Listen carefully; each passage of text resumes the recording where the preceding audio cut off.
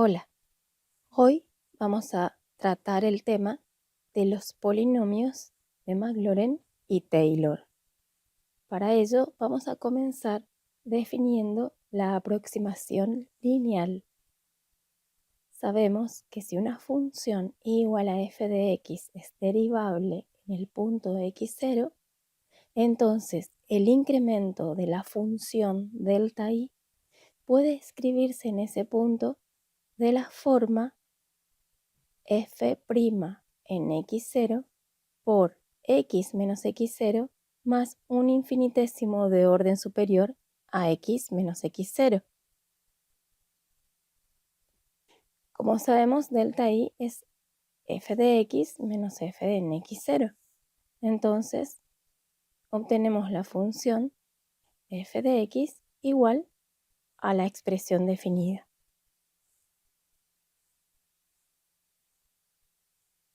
De allí que, si nosotros llamamos a f de x0 como un coeficiente a y a f' en x0 como un coeficiente b, reemplazamos en la expresión dada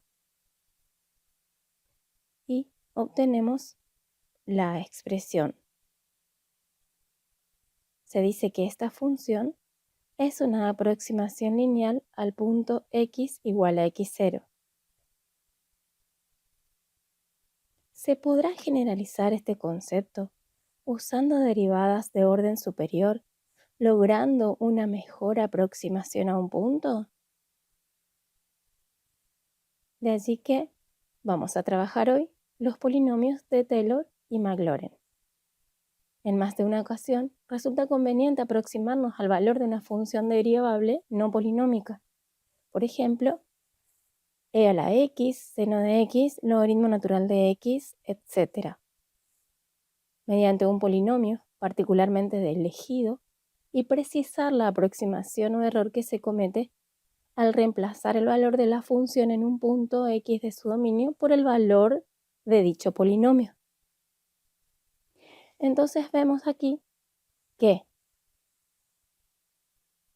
tenemos la función f de x y tenemos el polinomio igual a p sub n de x. El punto A es el punto donde el polinomio y la función se aproximan y toman el mismo valor. En un entorno de ese punto vamos a tomar un valor de x y vemos que la diferencia que existe entre la función y el polinomio es un resto, una pequeña diferencia. Cuanto más nos aproximamos al punto A, esa diferencia se va achicando.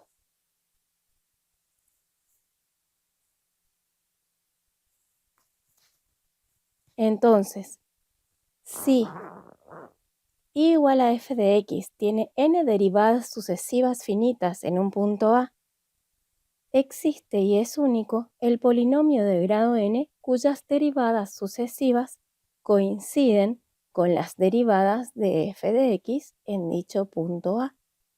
Interesa conocer entonces que el resto, esa diferencia entre f de x y menos el polinomio de orden n de x, sea cada vez más pequeña. Para aquellos valores de x en que el término complementario r sub n de x es pequeño, el polinomio p sub n de x da un valor aproximado de la función f de x. Busquemos ahora ese polinomio i igual a p sub n de x de grado n y coeficientes reales que llamaremos c sub 0, c sub 1, c sub 2 hasta c sub n, cuyo valor en el punto x igual a sea igual al valor de la función f de x en el mismo punto x igual a, iguales a los valores de las derivadas correspondientes de la función f de x en el punto. Es decir, que el polinomio en A sea igual al valor de la función en A, que la derivada del polinomio en A sea igual a la derivada de la función en A, y así sucesivamente hasta que la derivada de orden enésima del polinomio en el punto A sea igual a la derivada de orden enésima de la función en el punto A. Sea entonces la función polinómica de grado n y coeficientes reales definida de esa manera, donde ya dijimos que C sub 0, C sub 1, C sub 2 hasta C sub n son los coeficientes reales.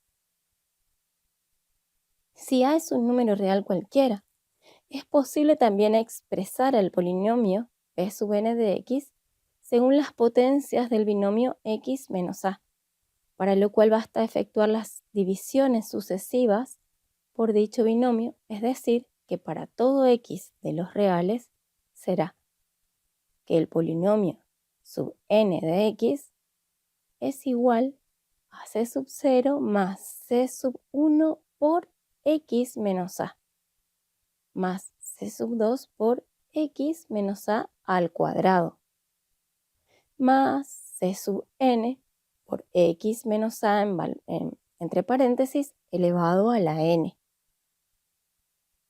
Los coeficientes indeterminados, c sub 0, c sub 1, c sub 2 hasta c sub n, los vamos a calcular de modo que cumplan las condiciones enunciadas en 1, o sea, que coincidan los valores del polinomio y de la función y sus derivadas en el punto A. Entonces, hallaremos previamente las derivadas sucesivas de ese polinomio P sub n de x. Si hallamos las derivadas, obtendremos las siguientes expresiones. Vamos a analizar un poquito qué sucede. Vemos que en la primera derivada, al ir derivando término a término por las propiedades y reglas de derivación, vemos que los coeficientes se van a ir multiplicando por los exponentes, ¿sí? Y las potencias van bajando en un grado. Cuando hagamos la segunda derivada, o sea, la derivada de la primera, vamos a observar que los coeficientes van a tener un producto adelante que si vamos avanzando en el orden de derivación, podemos ver una regularidad, que es el producto para cuando lleguemos a la derivada de orden enésima de P sub n, desde 1 hasta n, cuando lleguemos a esa derivada por C sub n. Entonces, luego en el punto x igual a A, especializamos a la x en el punto A y todos los binomios x menos a serán igual a 0. Entonces, el polinomio en A es c sub 0, pero su derivada es c sub 1. La derivada segunda en A es 2 factorial por c sub 2. Y así sucesivamente hasta llegar al polinomio de derivada de orden enésima en A, que sería igual a n factorial por c sub n. Por lo tanto, resulta las siguientes igualdades. Estas igualdades, reemplazándola en 2, nos va a definir entonces el polinomio de orden n, o sea, me corrijo, el polinomio P sub n de x, donde vamos a reemplazar los coeficientes por lo que calculamos anteriormente. Esto es c sub 1, esto es c sub 2, c sub 3 y c sub n. Seguimos. A este polinomio lo llamamos polinomio de Taylor. Entonces, si consideramos en particular a igual a 0, el polinomio queda expresado de la forma p sub n de x igual a p en 0 más p' en 0 por x más el coeficiente c sub 2 es la segunda derivada de p en 0 sobre 2 factorial y así sucesivamente hasta llegar al término enésimo, donde es la derivada de orden enésima del polinomio p en 0 sobre n factorial por x a la n. Esto se debe, como ya dijimos, que estamos trabajando en el punto A, que es igual a 0, entonces x menos 0 es x. Por ello es que todos los términos tienen potencias de x. A este polinomio lo llamamos polinomio de Maclaurin. O sea, es el polinomio de Taylor en el origen. Ahora bien, en virtud de 1, sabemos que P en A es f en A, que la derivada del polinomio P en A es la derivada de la función en A y así sucesivamente. O sea que podemos decir que esa expresión, reemplazando el polinomio y sus derivadas en el punto A por su igualdad a la función, el polinomio de Taylor será correspondiente a la función y igual a f de x en el punto x igual a a. Análogamente, tenemos el polinomio de Maclaurin, o sea que podemos escribir el polinomio p sub n de x en el origen usando Maclaurin, donde vamos a tener f en 0 más la primera derivada de f en 0 por x más la segunda derivada de f en 0 sobre 2 factorial por x al cuadrado más hasta terminar la derivada enésima de la función en 0 sobre n factorial por x a la n. Por otra parte, según lo visto anteriormente, hemos designado por r sub n de x a la diferencia entre los valores de la función dada, f de x, y el polinomio obtenido, p sub n de x, de donde obtenemos que la función es igual al polinomio obtenido más un resto, que es lo mismo que expresar a la función como ese polinomio obtenido p sub n de x más ese término complementario r sub n. De otra manera también podemos escribir como una sumatoria y se reduce la escritura de la expresión anterior. Vamos a hacer un ejemplo del polinomio de Taylor. Sea la función f de x igual a e a la x, cuyo valor se quiere aproximar mediante el polinomio de Taylor en el punto a igual a 1. Entonces, ¿en qué consiste hallar el polinomio de Taylor? En hallar las derivadas de la función dada, en este caso de orden enésimo, ¿sí? Y luego en el punto. Entonces obtenemos los valores de la derivada de la función y de todas sus derivadas en el punto. Una vez obtenidas todas las derivadas, solo reemplazamos en la expresión de Taylor y hasta podemos expresarla en forma general. Este polinomio de Taylor corresponde a la función f de x igual a e a la x en el punto a igual a 1. Una vez encontrado el polinomio, interesa conocer el valor del resto de Taylor o término complementario r sub n de x en el punto x perteneciente a un entorno del punto a igual a 1. O sea, que nos interesa conocer el valor de ese resto y podemos hacerlo tan sencillo como hallar la diferencia de la función menos el polinomio encontrado. Por lo tanto, para x próximo a 1, para un x próximo a 1, el resto o el término complementario considerado se hace menor al aumentar el grado del polinomio que aproxima la función. Entonces, a medida que aumentemos el grado, ¿sí?, vamos a ver que en cualquier punto cercano al 1, ese resto va a ir disminuyendo. Si ustedes recuerdan en la primera diapositiva donde hicimos una aproximación lineal, vieron que la diferencia era bastante mayor y veríamos que a medida que aumente el grado del polinomio p sub n, esa diferencia se va a ir achicando. Ahora, tenemos un teorema para calcular ese resto, sea f de x, una función con derivada finita de orden n más 1 en todos los puntos de un entorno de centro A.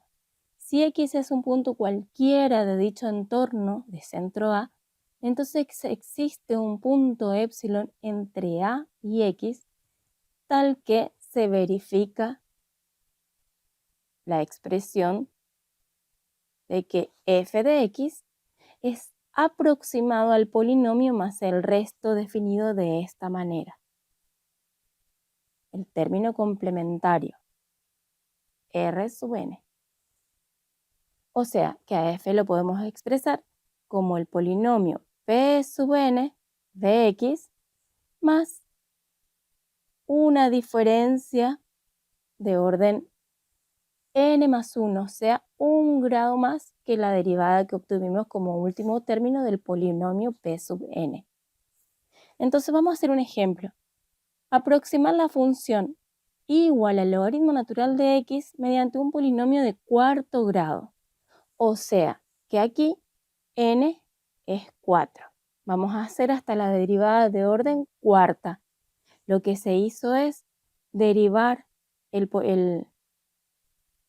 la función, o sea, el logaritmo natural de x hasta orden cuarto y aplicamos la fórmula o el polinomio de Taylor hasta orden cuarta. Luego se calcula la derivada de orden 5 porque si ustedes notan aquí, r sub n tiene que ser de orden n más 1, ¿sí? De allí que obtenemos el resto, que en este caso es de orden 5. Siempre teniendo en cuenta que si estamos trabajando en un punto A, la aproximación de x a ese punto A la vamos a ir logrando a medida que x se acerque a A. ¿Sí? Bien, entonces, ¿quién es épsilon? Épsilon es un punto intermedio entre A y X. Es un punto interior en ese intervalo, que a medida que X tienda a A, se van a ir aproximando. Entonces,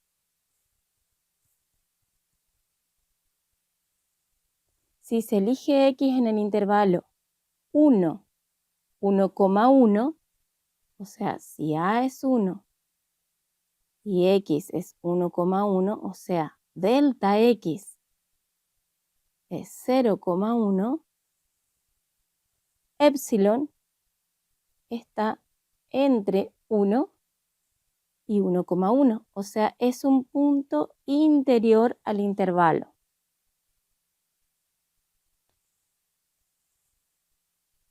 Y también se sabe que por esta relación podemos definir también que 1 sobre épsilon es menor que 1. Entonces se obtiene dándole valores que el resto de orden quinto es igual a 0,000002. ¿Sí? Por lo tanto, el logaritmo natural de x en un entorno del punto 1 es igual a la expresión del polinomio más su resto, siempre que x esté entre 1 y 1,1. Por ejemplo, si elegimos x igual a 1,01, resulta que el logaritmo natural es aproximadamente a ese valor. Bien, vemos en la gráfica y fíjense que la función es la que está en rojo. Esa es f de x, ¿sí? Hay una aproximación lineal que es la que está en amarillo, que es con lo que empezamos la presentación de hoy. Luego, la aproximación cuadrática, que es la que está en fucsia. Esa es la expresión cuadrática o una aproximación de orden cuadrático. Y luego la cúbica, que es la que está en celeste. A medida que aumentamos el grado, la diferencia, vamos a ponernos por aquí, la diferencia entre las aproximaciones y la curva, que es esta, ¿sí? Vemos que a medida que aumentemos el grado del polinomio, sobre todo se ve aquí en esta otra gráfica, a medida que aumentemos el grado, se va aproximando cada vez más la aproximación a la función dada, que es la roja. Esta es la función, ¿sí?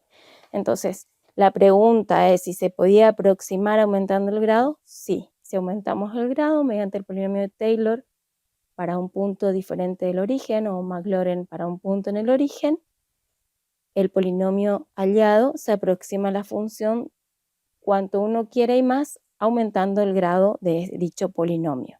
Muchas gracias.